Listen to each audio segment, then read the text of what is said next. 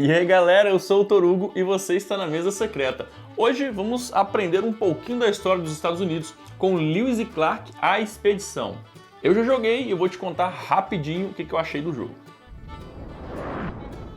Lewis e Clark é um jogo para 1 a 5 jogadores e dura em média 30 minutos por jogador. Foi lançado em 2013 e em 2020 ganhou uma segunda edição com pequenos ajustes nas regras, e foi essa segunda edição que chegou aqui no Brasil em março de 2021 pela Meeple BR. Seu designer é o francês Cédric Chaboissy.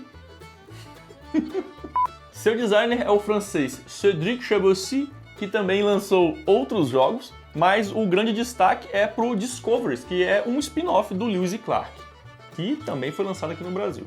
Vale citar também seu ilustrador Vincent Dutroux, com sua arte lindíssima, muito caprichada e cheia de detalhes. Ele já trabalhou em diversos outros projetos como Jaipur, Louvre, A Ilha do Tesouro, Broom Service e muitos outros.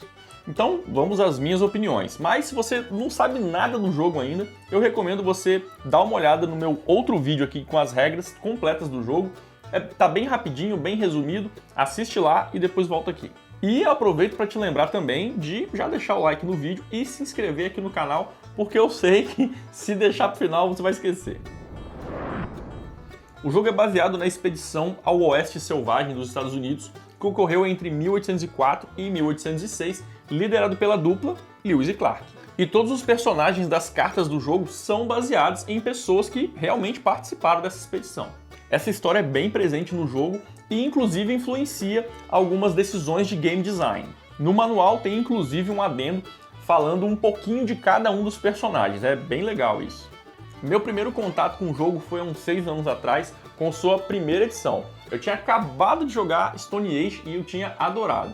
Me apresentaram o Lewis e Clark logo em seguida e eu me senti em casa, porque o jogo já tinha diversos conceitos que eu já tinha aprendido, né? Alocação de trabalhadores, a fileira de cartas e até os recursos de madeira. Mas também tinham coisas novas. Os trabalhadores compartilhados, a força das cartas, não tinha um fim de rodada e a tal da corrida.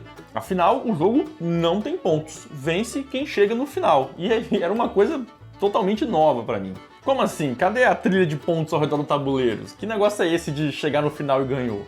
Minha primeira partida claramente foi um completo desastre. Eu não conseguia gerenciar muito bem meu acampamento e vivia voltando o rio.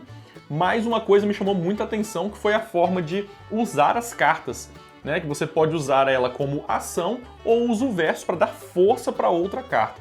Isso eu achei genial.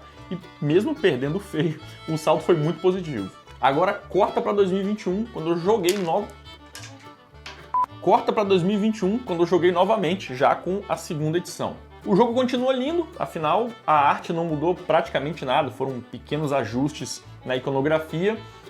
O lance de utilizar as cartas continua legal e os ajustes nas regras também me agradaram, deu uma enxugada em alguns pontos do jogo, mas depois eu falo disso. Nesse grande tempo que eu fiquei sem jogá-lo novamente, eu tava com essa ideia de que não, o jogo não é só de corrida, ele tem muito mais coisa, né? Tem o gerenciamento de recursos, tem o aproveitamento das cartas, a hora certa de fazer o acampamento. Ele de fato tem bastante dessa coisa, mas no fim ele é sim um jogo de corrida. Tanto que nem tem a pontuação do jogo, né? Quem chegar primeiro vence e acabou. Todo o mecanismo de gerenciamento do acampamento é bem legal e casa muito bem com o tema. Afinal, sua expedição está adentrando rumo a território desconhecido e você não pode simplesmente sair juntando recurso adoidado. Sua expedição tem que ser a mais enxuta possível para não haver atrasos. O acúmulo mal planejado de recursos tem o seu preço em tempo desperdiçado. Você recebe essas fichas de tempo e deve removê-las antes de poder andar novamente. E essa é a principal mudança dessa nova edição. Antes, esse tempo perdido era retratado com seu batedor voltando o rio. Agora, não, seu batedor não volta, mas você recebe essas fichas. Por um lado, isso reduziu bastante a frustração do jogo. Afinal, é bem custoso mover o seu batedor e ver ele descendo rio abaixo era bem frustrante. Mas as fichinhas também têm um problema. Os jogadores podem acabar esquecendo que eles têm algumas fichas em sua posse E aí, na hora de fazer as contas, né, de quantos recursos gastar, quanto vai precisar, esquece das fichas e aí, na hora de se mover, dá ruim. Bom, e o que mais mudou? Como o seu batedor não volta mais o rio, aquelas fichas de acampamento que ficavam ao longo do rio não são mais necessárias. Outra mudança é que quando você for mover o seu batedor, você não conta o batedor dos adversários, você simplesmente passa por cima e não conta eles. Na versão original você contava com eles, mas avançava uma casa à frente.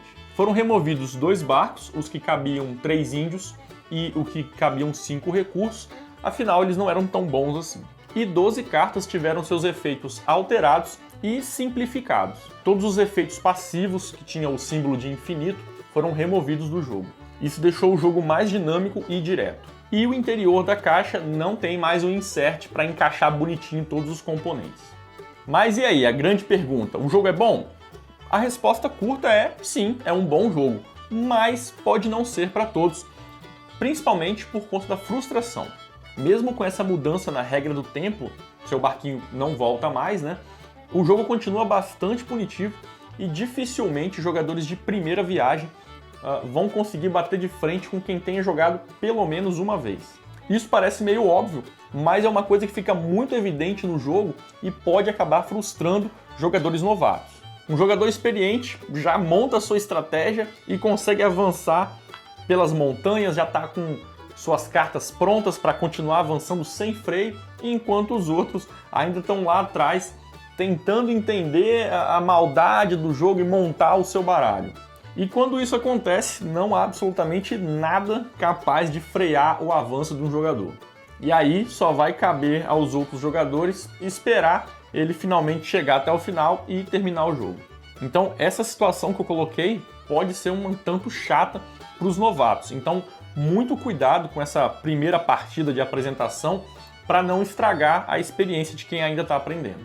Agora, coloque esse jogo na mesa dos crocodilos experientes e aí a situação muda completamente de conversa. Aí sim vira uma corrida de titãs em que cada espaço e recurso faz toda a diferença.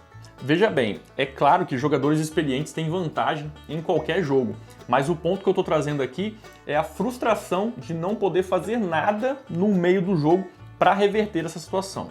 No início do jogo, sim, dá para você bloquear ações, segurar índios para não deixar os outros pegarem, mas depois de certo ponto, isso perde a importância, e é nesse momento que alguns jogadores podem achar tudo meio chato.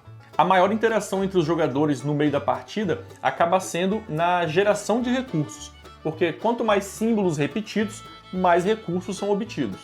Então, sim, é um bom jogo, desde que a mesa esteja ali no mesmo nível. E isso leva a outro ponto interessante, que a dinâmica do jogo muda ao longo da partida.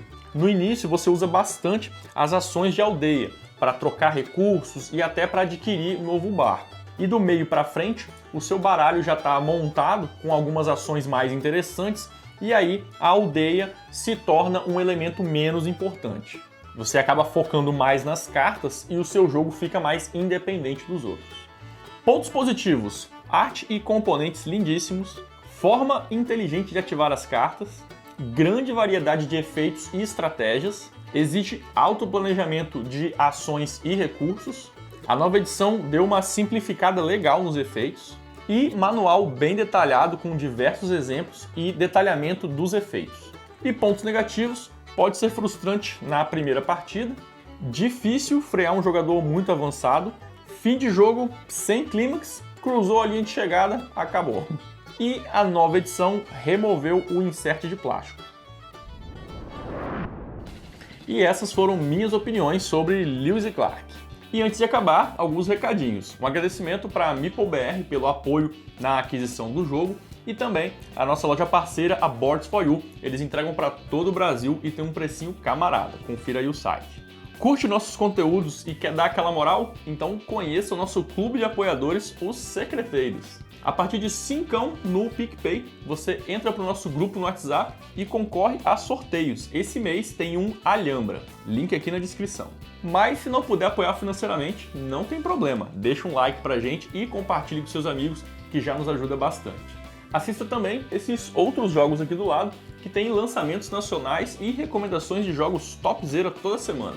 E é isso, valeu galera, por hoje é só e clica aí.